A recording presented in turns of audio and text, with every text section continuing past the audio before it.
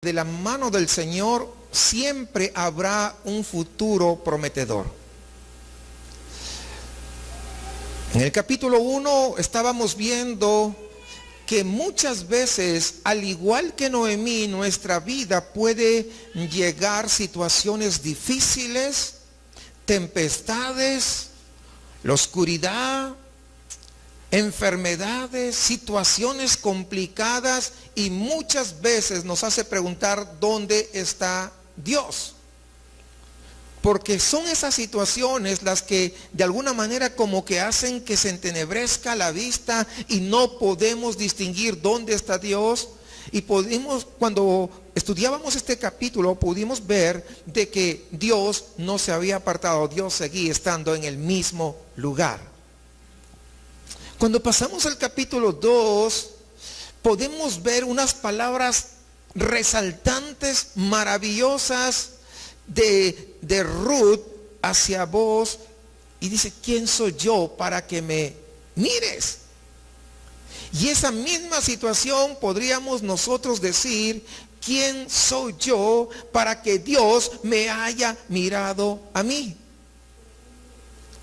No solamente me miró, sino que me salvó. No solamente que me salvó, sino que a lo largo de mi vida me ha mantenido. No solamente me ha mantenido, sino que en algún momento de mi existencia ha restaurado. ¿Quién soy yo? Y muchas veces, si somos honestos, nos ponemos hasta nuestros moños para servir a Dios o para venir a su casa, o tantas cosas que tenemos que hacer dentro del cuerpo de Cristo. En lugar de eso deberíamos decir: ¿quién soy yo para que tú me hayas salvado? Por tu gracia y misericordia, es verdad, pero ¿quién soy para creerme muchas veces? Y en el capítulo 3, estoy haciendo un recuento para que esto, ¿verdad?, llegar al capítulo 4, veamos cómo ha ido esto. Y en el capítulo 3 hablábamos sobre cómo discernir la voluntad de Dios, que fue el domingo pasado. Porque muchas veces nosotros tomamos decisiones apresuradas y lo hacemos sin siquiera ningún filtro. Solamente lo hacemos por nuestra propia cabecita, nuestra propia inteligencia. Decimos que somos muy sabios, pero nos olvidamos de aquel que dijo: tus caminos no son mis caminos, ni tus pensamientos mis pensamientos. Porque así como son más altos los cielos que la tierra, mis pensamientos son más altos que tus pensamientos. De ahí que ninguno de nosotros deberá tomar una decisión precipitada simplemente por sus propios pensamientos. Y veíamos que tenía que haber un filtro o dos filtros. Y eso ya lo hablamos, no voy a explicar porque eso ya lo hablamos. Entonces, eso fue el capítulo 3, cómo discernir la voluntad de Dios. Y hoy, pues vamos a ver que si Cristo está presente, siempre tendremos, fíjese, siempre tendremos un futuro prometedor. Y ese es el tema para el día de hoy. Estamos llegando al final de este libro de Ruth, y es momento pues de hacernos una pregunta: ¿qué es lo más importante que podemos sacar de toda esta historia? ¿Qué es lo más importante que hemos aprendido de todo esto que hemos estado exponiendo a lo largo de 3 domingos? Yo creo, hermanos, que lo más importante que podemos nosotros aprender es que la vida del creyente no es una línea recta que llega hasta el final de la meta. Aunque no es una línea recta, tiene sus altos y bajos. Lo más valioso no son los altos y bajos, sino que lo más valioso es que siempre llegaremos a la meta que el Señor tiene para nosotros. Eso es lo más resaltante. Y yo considero que el libro de Ruth es un libro que todo cristiano debería de leer. ¿Por qué? Porque fue un libro escrito para dar ánimo. Un libro que fue escrito para traer esperanza. Pues en él nosotros podemos entender que a pesar de todos los reveses que podamos tener en nuestra vida, porque todos tenemos esto, de una manera o de otra, tenemos que entender algo, que en medio de las circunstancias adversas, Dios siempre está haciendo algo para nuestro bien. Tal vez tú no lo notes, tal vez yo no lo note, pero en medio de las circunstancias más adversas, Dios está trabajando para nuestro bien.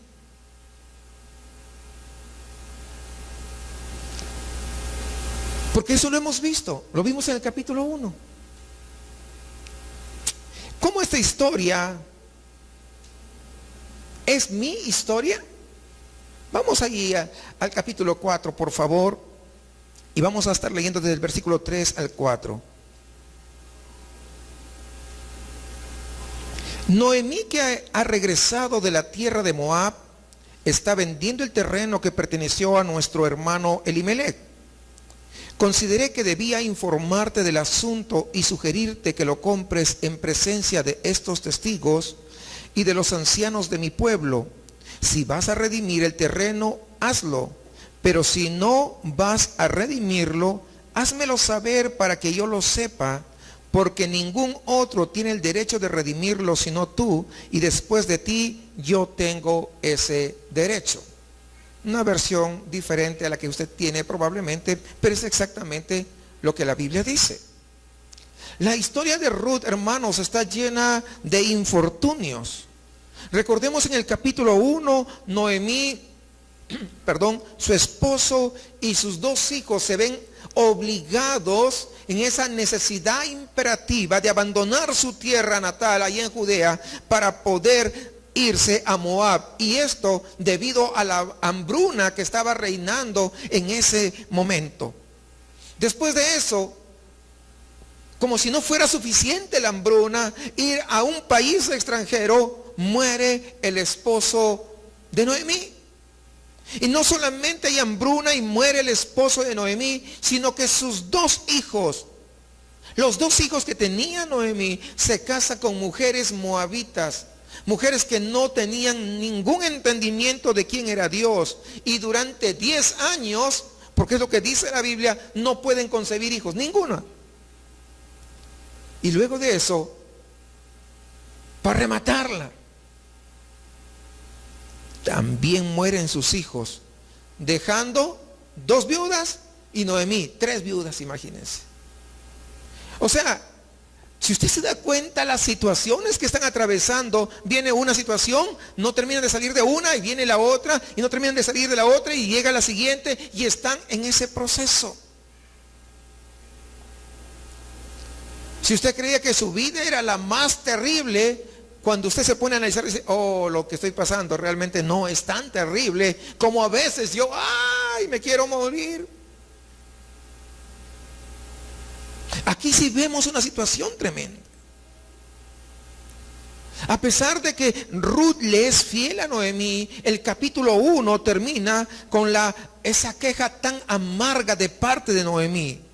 Allí en el versículo 21 del capítulo 1, ya lo hemos visto, pero se lo voy a leer para que usted recuerde. Dice, me fui con las manos llenas, pero el Señor me ha hecho volver sin nada.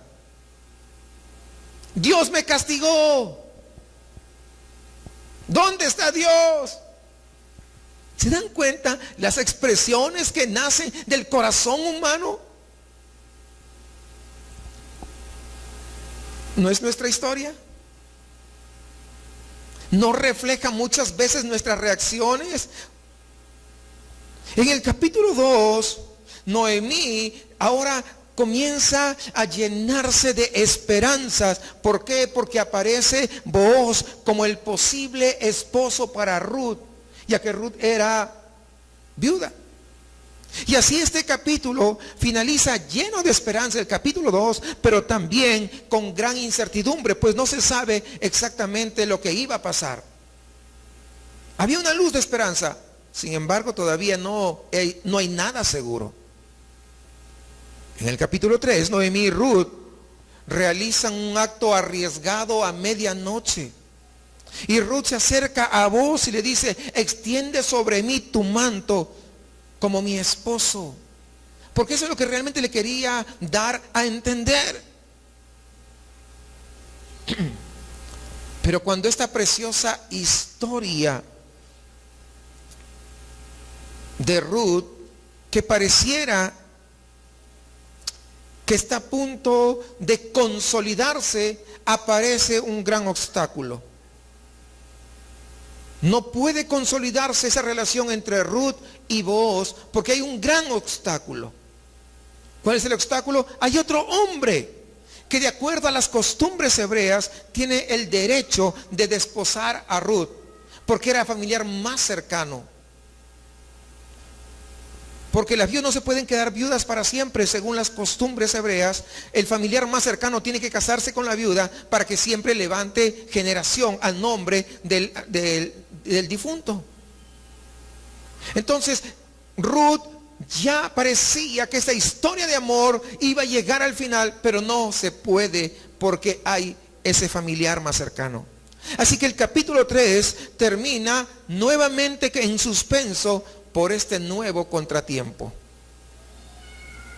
Y así, con todo esto, llegamos pues al capítulo 4.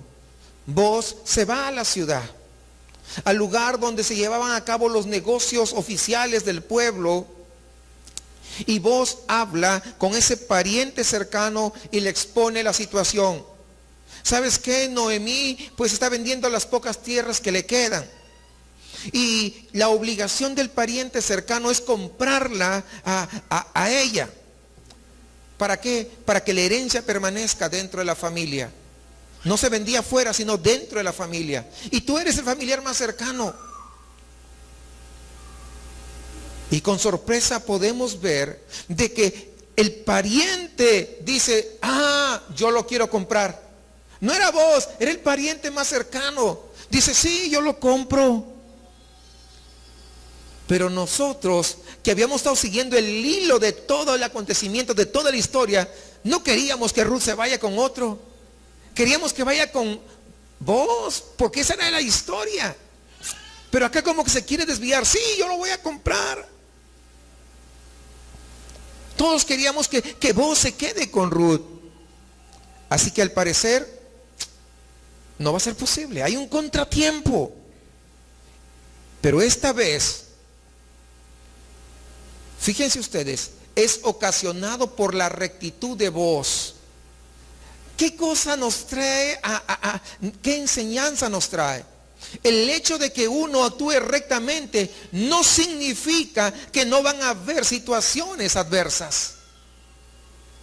Porque muchas veces pensamos que si actuamos correctamente no habrá ninguna situación adversa. No te equivoques, acá la vemos. Booz estaba actuando correctamente, de acuerdo a la ley. Estaba siendo honesto. Pero aquí, ¿saben qué? Surge este contratiempo. Y aquí pues me gustaría detenerme un momento. Que no pasara muy rápido, no pasar de largo este detalle que es sumamente importante para nuestras vidas. Y tenemos que aprender que muchas veces nuestra frustración puede ser producto por el pecado, pero también aparentemente por ser honestos o ser rectos. ¿Sí me entendió? Muchas veces nuestra frustración puede ser producto del pecado o aparentemente, estoy diciendo, también por la honestidad que uno muestre. Y esto nos enseña que no existe una sola fórmula de decir 1 más 2 igual 3. Eso ya sabemos, es una fórmula. No hay una fórmula, hermanos, para lograr que todo en nuestra vida resulte como nosotros quisiéramos. De tal manera que nuestro caminar sea recto. Porque a nadie le gustan los altos y bajos. ¿O a quién le gusta altos y bajos? ¿A alguien le gusta por acá? ¿Y por acá? ¿Y por acá, mis hermanos? ¿Verdad que nadie? Todos quisiéramos que nuestra vida vaya en una línea recta. No hay una fórmula. Es la noticia. No hay una sola fórmula. A veces, hermanos, nuestra rectitud nos llevará por caminos que no hubiésemos querido transitar. Pero ¿cuál es el asunto? ¿Cuál es el detalle? El detalle está en que alguien, cuando por su pecado va por situaciones difíciles, no tiene a quién recurrir. Pero cuando uno, por mostrar honestidad y rectitud delante de Dios, sobre todo, hay situaciones complicadas, nosotros tenemos a quien recurrir. De tal manera que, aunque el camino se haga muy sinuoso, nosotros podemos decir, llegaré al final. ¿Ven que si hay una diferencia? No para evitar los altos y bajos, sino que podemos tener confianza en medio de las circunstancias que sí llegaremos a la meta final. Porque lo importante es eso. Lo importante no es esquivar los altos y bajos. Lo importante es llegar a la meta final. Pero es ahí donde toma sentido la palabra cuando dice, el justo por la fe, no por obras. Es ahí donde toma sentido. Yo veo medio nublado, Señor, pero yo sé que sigo caminando, que tú me vas a guiar. Estoy pasando una situación difícil, una circunstancia adversa, pero sé que voy a llegar al final. Porque no estoy viendo nada. Nada. Todo parece neblina. Pero sé que voy a llegar a mi destino porque tú estás conmigo.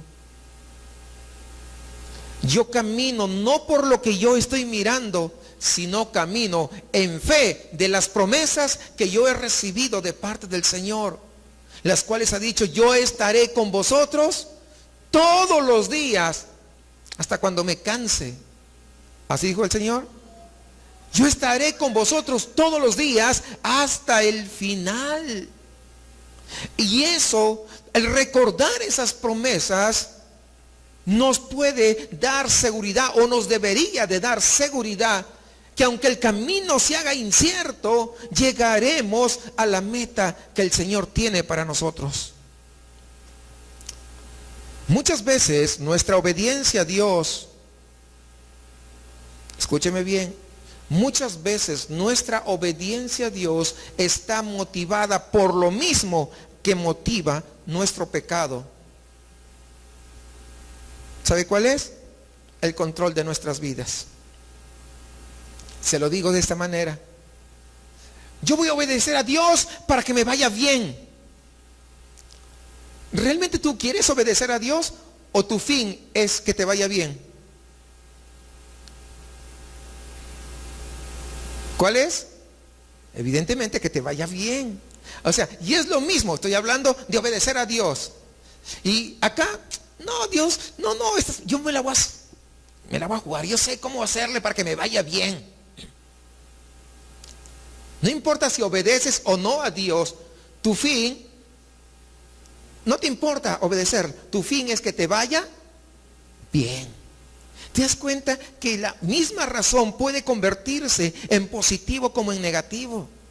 Si tú entiendes que quieres obedecer a Dios para que te vaya bien en el camino, no estás obedeciendo a Dios.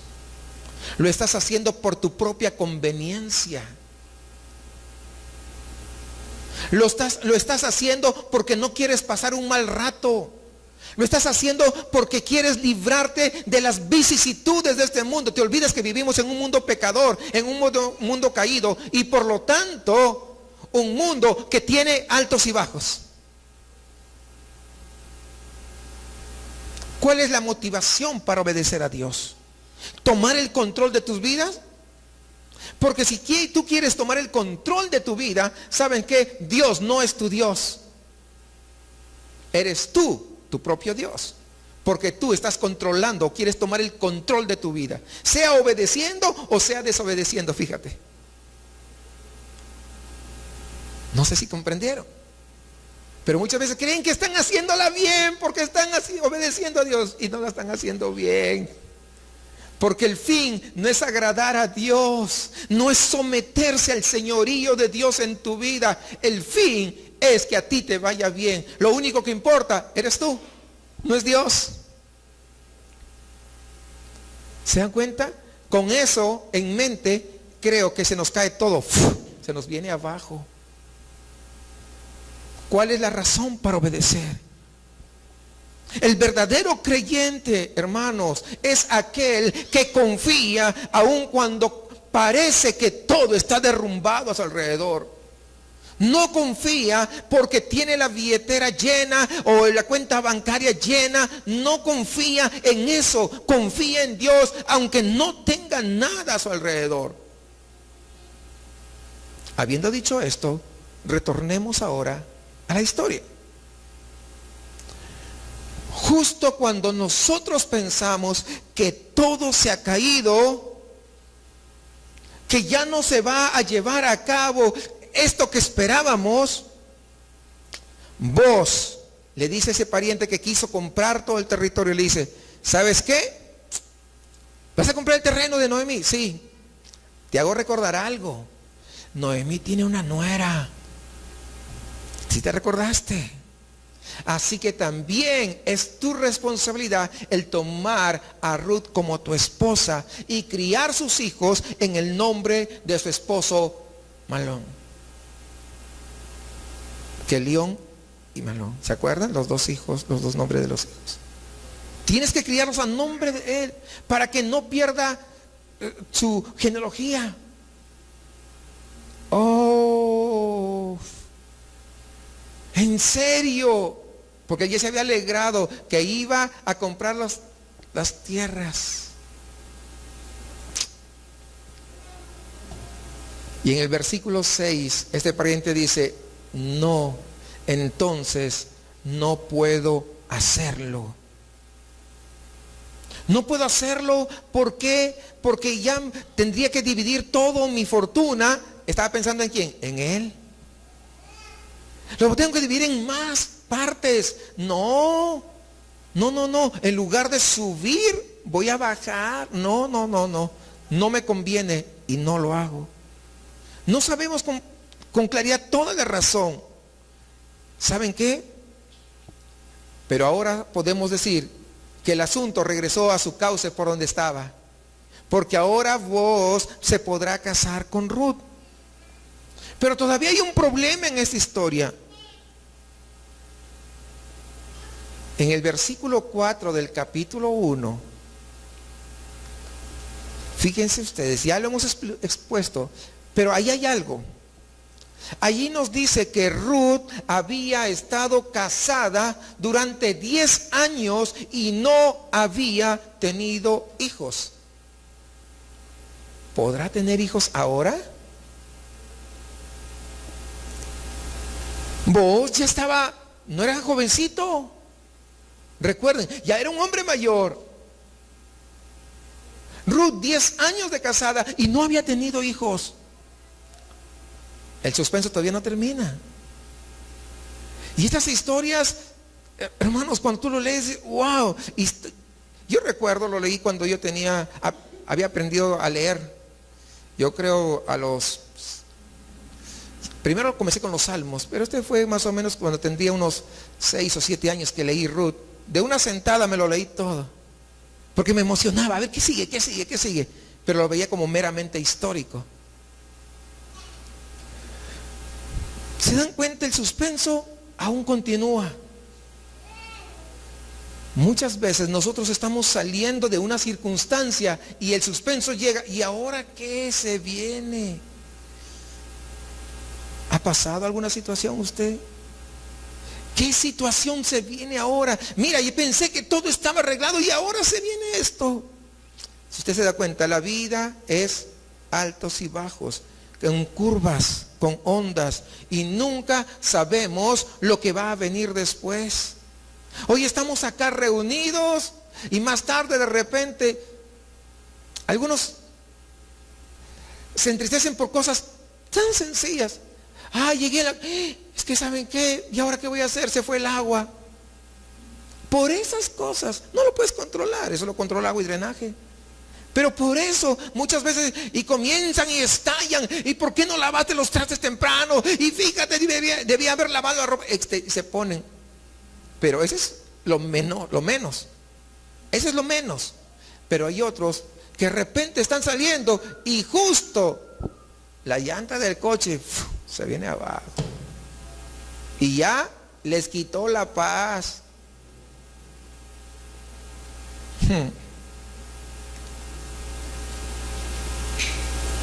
Pareciera que, ¿no? Las cosas.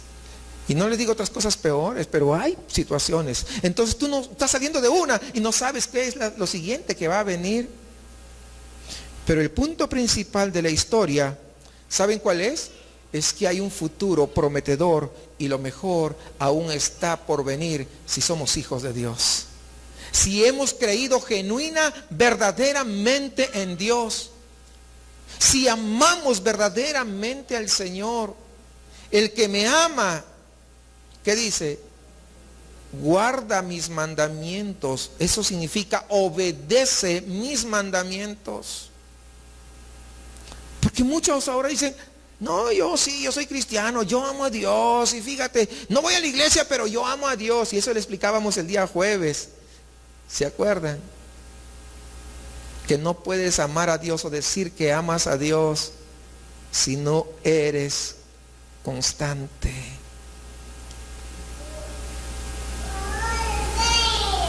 El que me ama, guarda mis mandamientos. Es decir, obedece mis mandamientos. Cuando amamos al Señor, no importa las circunstancias, recuerde esto. El futuro siempre va a ser mejor. Porque Él está trabajando. ¿Puedo acaso confiar en la misericordia de Dios? Vamos al versículo 13 del capítulo 4 que estamos viendo.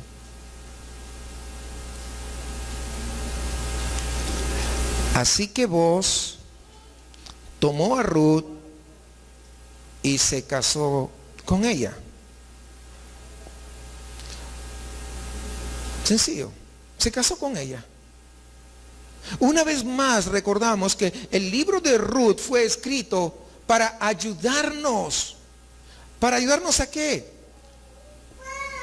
Para ayudarnos a ver las señales de la gracia de Dios en nuestras vidas y así poder confiar en Él.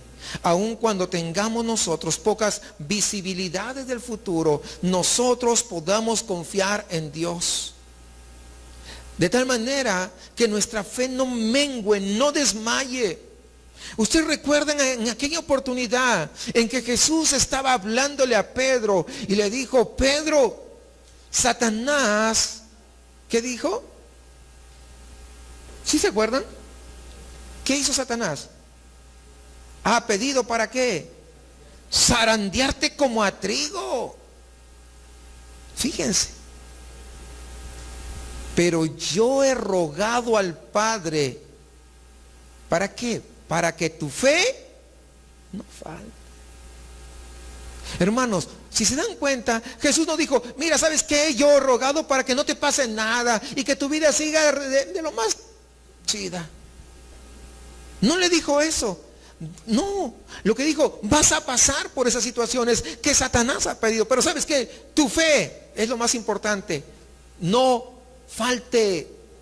Y eso tenemos que entender cada uno de nosotros, hermanos, que la situación no va a ser en línea recta, van a haber altos y bajos, pero en medio de eso tenemos un intercesor, el mismo que intercedió por Pedro, sigue intercediendo por nosotros, de tal manera que nuestra fe no falte. Es lo que tenemos que aprender. Para eso fue escrito Ruth, para poder hacernos ver a través de esta historia que Dios tiene señales de gracia sobre nuestras vidas, aun cuando todo sea una neblina, aun cuando no podamos ver el futuro. Podemos confiar en Dios porque Él es fiel a su palabra. Es interesante cómo a partir del versículo 13, la atención ahora retorna a Noemí. Ustedes recordarán, la historia comenzó con la pérdida que sufre Noemí. Y ahora termina con la ganancia de Noemí. Comienza con la muerte de uno y ahora está terminando con el nacimiento de otro. Porque siempre Dios pone el punto final. Y siempre se cumplirán los propósitos, por más difícil que nosotros podamos ver la situación. Por más complicado que veamos el panorama. Muchas veces tendemos a desanimarnos. Y he escuchado a más de uno decir, no, es que fíjese, cada vez que yo me acerco más a Dios, vienen más problemas.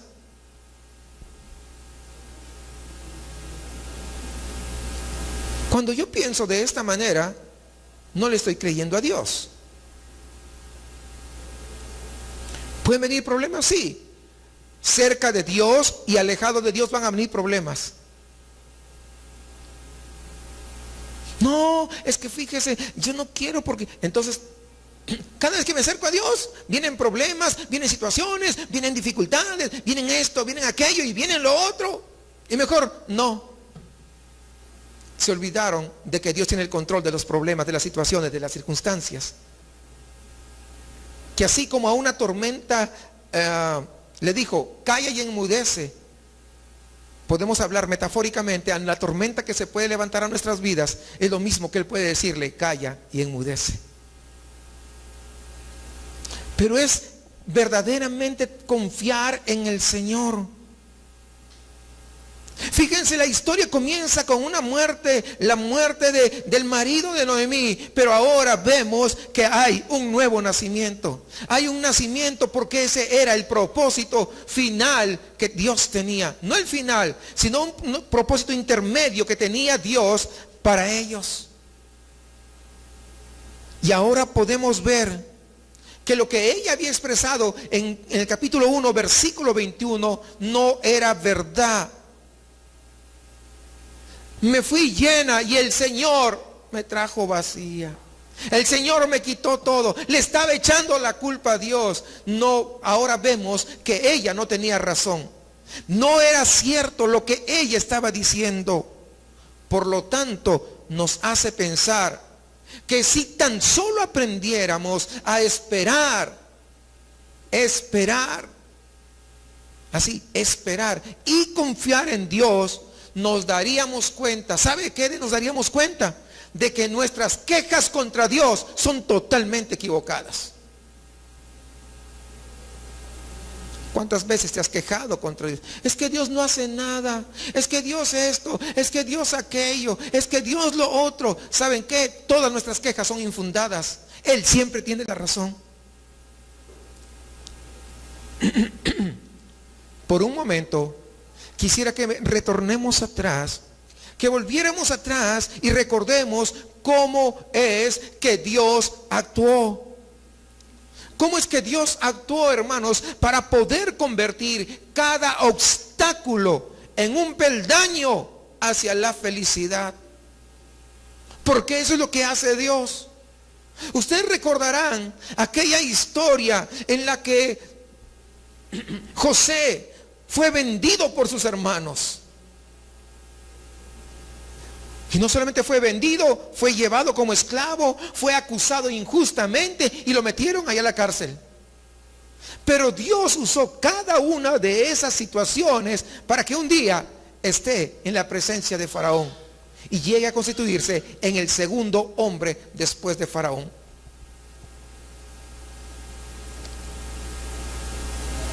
¿José se quejó? No. Y cuando se reencuentra con sus hermanos, los hermanos, cuando él se dio a conocer quién era él, los hermanos tuvieron temor. Pero José, ¿qué les dijo? No tengan temor, porque Dios, de todo el mal que ustedes me hicieron, Dios le revirtió para bien. ¿Quién es el que revierte las cosas del mal a bien solamente Dios. Por eso que nosotros, amados hermanos, nunca dejemos de confiar en este Dios extraordinario, porque cada obstáculo Dios también puede convertir hacia un peldaño para la bendición final que Él tiene para nuestras vidas. Recordemos, por ejemplo, en el caso de Ruth.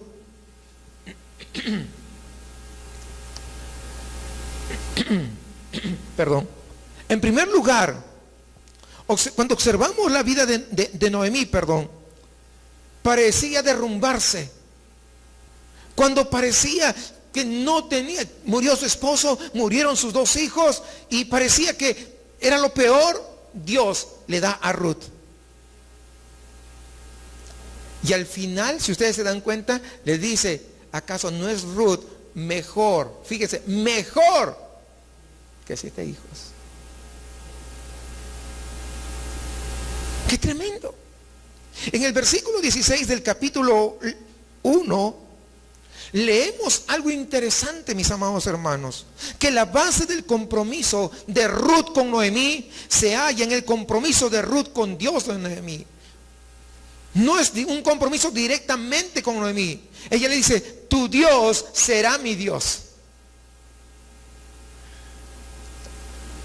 ¿Quién estaba obrando ahí? ¿Quién estaba tocando esa vida, ese corazón y dándole luz para que entendiera? Dios. Este compromiso que hace Ruth lo vemos reafirmado en el capítulo 2, versículo 12, cuando Ruth llega allá a Judá o a Judea con Noemí. Y ella dice que viene a refugiarse bajo las alas de Dios. Ella ya tenía ese entendimiento. Por lo tanto, cuando nosotros vemos esto, una mujer que no sabía nada de Dios, era una mujer moabita, criada en medio de la idolatría, tenía otros dioses, pero ahora su corazón ha sido transformado, su corazón ha sido cambiado.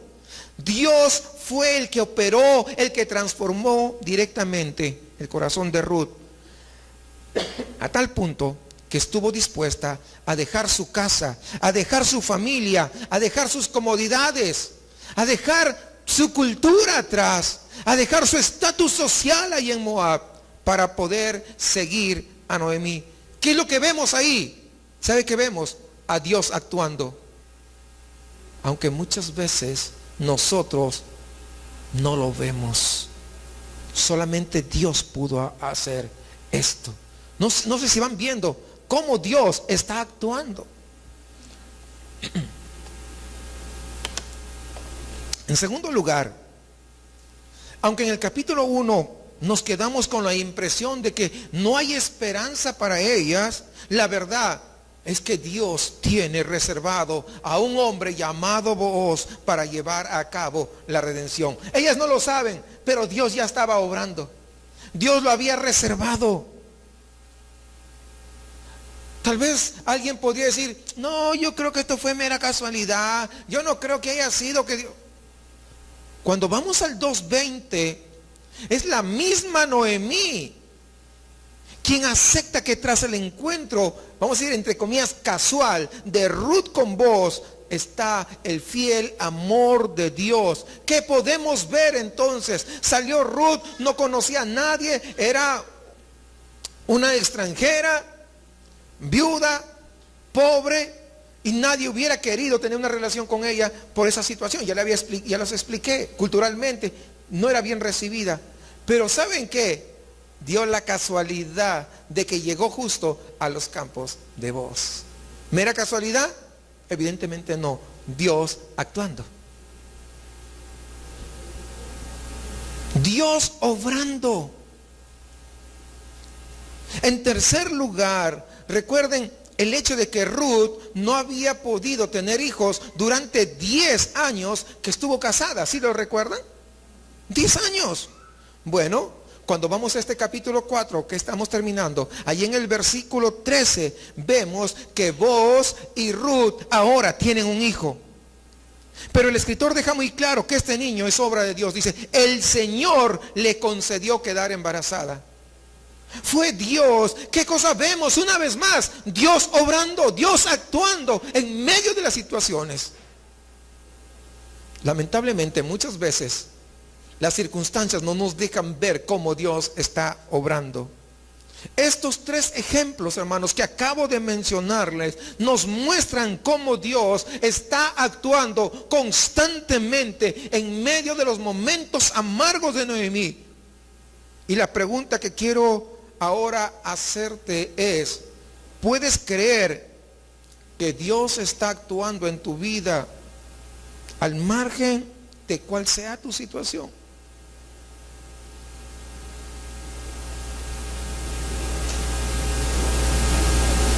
Tenemos estos ejemplos que nos tienen que dar esperanza,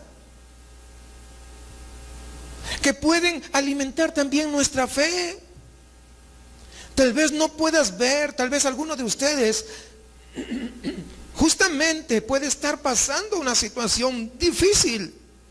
Pero la palabra nos anima hoy es a que podamos creer cuando aún ni siquiera veamos nada. Porque nosotros, los creyentes, los cristianos, nuestro caminar es por fe, no es por lo que vemos, sino aún por lo que no vemos, porque sabemos que nuestro Dios es todopoderoso. Yo tengo pensamientos de bien y no de mal. ¿No dice eso el profeta?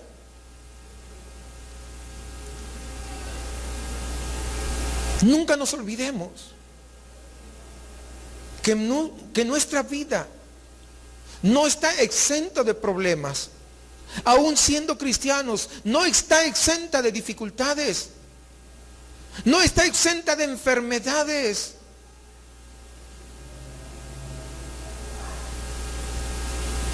Que nuestra vida no es una línea recta. No es una línea recta que vamos a llegar hasta la meta, hasta allá. No. Pero sí tenemos que estar seguros de que siempre llegaremos a la meta, aunque tenga altos y bajos. ¿Por qué? Porque el Señor estará con nosotros cada día de nuestra existencia. No es por lo que nosotros vemos. ¿Cuántas veces nosotros no hemos visto y probablemente nos hemos desanimado? Y tal vez hemos dicho, yo creo que esto no funciona. Yo creo que Dios no me ve.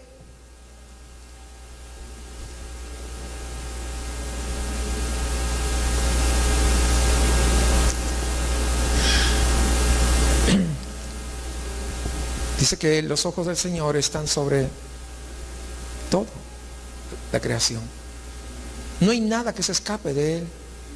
No hay situación o circunstancia que se escape de su control.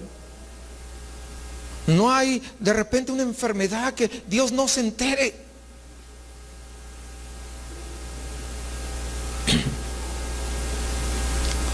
Muchas veces cuando estamos enfermos de una enfermedad bastante grave, Señor, sáname. Y mucha gente con un mal entendimiento del evangelio dicen, sí, Dios es bueno y te lo va a sanar. Pero nadie dice, Dios es tan bueno que se lo va a llevar a su presencia.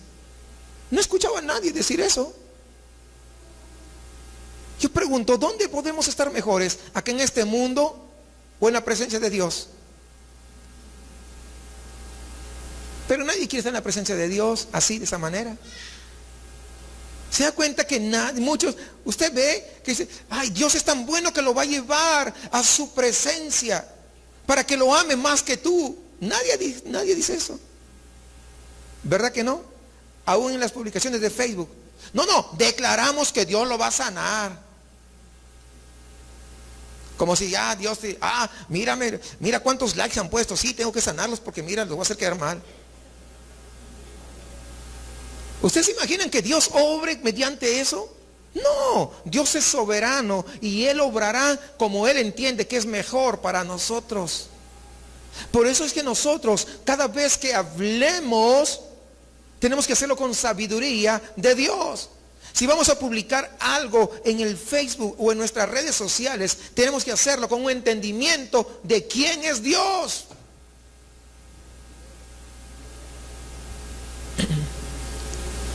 No solamente a la ligera.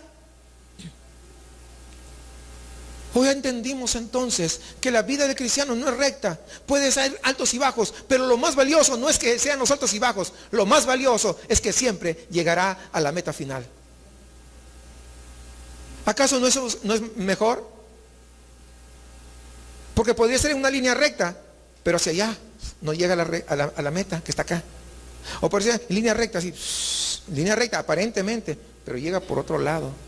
No, eso no importa. Lo importante es que Dios sigue en control de nosotros.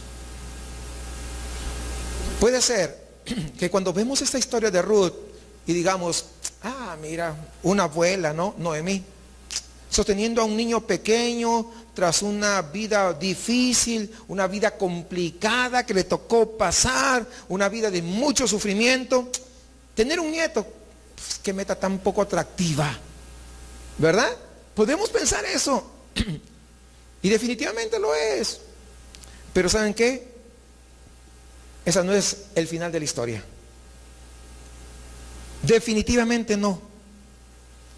Lo que el escritor está haciendo es que nosotros podamos elevar nuestra mirada. ¿Hacia qué? Hacia una historia mucho más grande. ¿Saben cuál es? Es la historia de la redención. En el versículo 17 dice que este niño, su nombre es Obed. Y Obed fue el abuelo de David. Y nosotros sabemos que en la línea de David viene ¿quién? Jesucristo, nuestro Salvador y Redentor. La meta, fíjate, la meta no era que Noemí tuviera un nieto. La meta era tener un Redentor para todos nosotros, para toda la humanidad, para todo aquel que pone su fe en Jesucristo y se arrepiente. Es decir, que cuando nosotros comprendemos el todo de Dios, entonces ahora toma sentido. No se trató simplemente de un niño más. Se trató de una meta mucho más grande, y la meta es Jesucristo. Y de repente comprendemos que en todo este tiempo siempre, hermanos, hay algo mucho más grande de lo que nosotros podemos ser capaces de imaginar. Tus problemas, tus situaciones, tus circunstancias de repente te llevan a algo que parecería la meta suprema. Pero no creas que tú eres la meta suprema. La meta suprema siempre va a ser Jesucristo. La meta suprema siempre va a ser Él. Porque recuerda que Dios hizo por Él y para Él todas las cosas. De tal manera que siempre la gloria se lo va a llevar Jesucristo.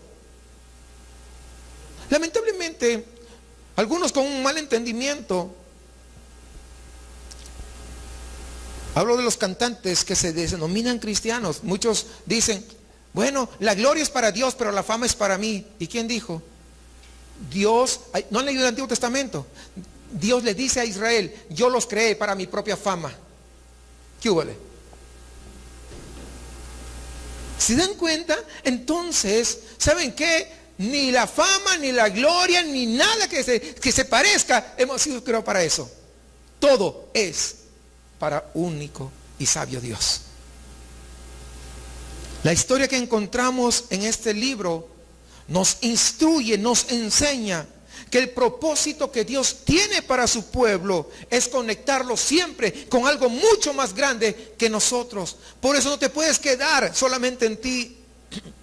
Y cuando yo digo que es conectarlo con algo mucho más grande, es decir, que para los cristianos, hermanos, siempre hay una conexión entre todos los sucesos cotidianos de nuestra vida, los sucesos diarios que pasamos, ¿a qué? A la maravillosa obra de Dios a través de toda la historia. Tú eres un pedacito, yo soy un pedacito de esta historia, pero al final llegaremos y estaremos, como dice el libro de Apocalipsis, de toda lengua, de toda nación, estaremos alabando por siempre a ese extraordinario y majestuoso Salvador.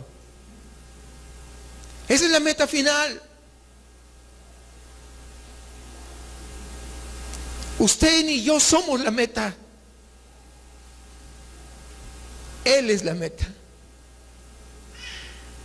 Cuando yo dije que las situaciones que pasamos en la vida cotidiana, podía ser, por ejemplo, ayudar a la suegra, de repente a los desamparados, el trabajar, el enamorarse, el formar una familia. Todos, hermanos, todos esos son actos que están conectados con la eternidad, por si acaso no te has dado cuenta. Por eso, aunque la vida del creyente no es una línea recta, sabemos con total seguridad que Dios es quien se ocupa de que nosotros lleguemos a la meta final. Una meta que va mucho más allá aún de nuestra propia felicidad. ¿Por qué se lo digo eso? Porque la misma Biblia, cuando habla de los profetas, dígame cuál de los profetas terminó feliz. ¿Cuál de los apóstoles de Jesucristo terminaron felices? Y muchas veces tú quieres que todo sea felicidad, que todo sea, no, es una paz y tranquilidad. Pero te acabo de decir que va a haber altos y bajos, pero los altos y bajos no son lo más relevante. Lo más relevante es que vas a llegar a la meta final. Eso es lo que vale, eso es lo que cuenta. En esta historia vemos cómo Dios estaba haciendo los preparativos. Fíjese, todo esto eran los preparativos que Dios estaba haciendo para la venida del más grande rey. Hablo del rey David, el más grande rey de Israel. Pero Dios lo preparó todo. Pero el nombre de David trae consigo esperanza, porque de la línea de David es que viene nuestro Salvador. De la línea de David es que viene nuestro Redentor. Entonces, esa línea, todos los preparativos para levantar al más grande rey de Israel, no queda en David, sino que sigue siendo un preparativo, sigue siendo una parte de la historia para que apuntaban ¿a quién? A la meta final, que es Jesucristo. A ese príncipe de paz, a ese que va a traer libertad, a ese que va a traer paz genuina y verdadera. A eso estaba apuntando esta historia. Lo que pasa en tu vida y en mi vida simplemente son trocitos de todo lo que está haciendo, que va a conjuntarse para que un día podamos estar con Él por la eternidad. Entonces, habiendo entendido esto, no sé, yo creo que ahora podemos ver que el futuro del verdadero cristiano es prometedor, es muy prometedor. ¿Por qué? Porque de la mano de Él estamos seguros que llegaremos a la meta. Este es un mensaje para los jóvenes, pero también es para los mayores. Lo mejor está por venir en Cristo Jesús. En Cristo Jesús. Hoy pasamos dificultades, hoy pasamos situaciones, hoy lloramos, hoy tenemos tristeza, hoy nos enfermamos. Pero llegará un día en que toda lágrima será enjugada, en que ya no habrá más dolor, ya no habrán las enfermedades. Pero todo esto es parte de la historia, es parte de todo el plan que Dios está preparando para el día final. Quiero terminar leyendo el siguiente relato de un pastor visitando una casa de ancianos. Dice: mientras me encontraba visitando a uno de nuestros ancianos, me subí al ascensor. Había una anciana en una silla de ruedas que se veía confusa. Ella movía la cabeza de forma inconsciente, emitía sonidos sin sentido y permanecía boquiabierta. Luego observé que un hombre bien vestido, tal vez de unos 60 y tantos años, empujaba la silla de ruedas y me preguntaba: ¿quién será este hombre que está empujando la silla de ruedas de esta mujer en esas condiciones? Y entonces, cuando salimos todos del ascensor, le escuché decir: cariño, ten cuidado con los pies. Era su esposa. Piensa en esto. si en un pacto matrimonial entre un hombre y una mujer puede producir este tipo de fidelidad, este tipo de compromiso, este tipo de afecto, aún en esas situaciones o en esas circunstancias muy difíciles, entonces, bajo los términos misericordiosos de nuestro Dios, bajo los términos de ese nuevo pacto en Cristo, ¿saben qué? Dios no tendría ninguna dificultad en llamarnos esposa amada a ti y a mí como iglesia de Cristo, aún enfermos como estábamos, porque Él vino a liberarnos de esa enfermedad tan cruel que se llama pecado. Y si Él lo hace, no existe una verdad más inmutable en todo el mundo que esta para nosotros. Y es la siguiente, que estando en Cristo, siempre el futuro será prometedor.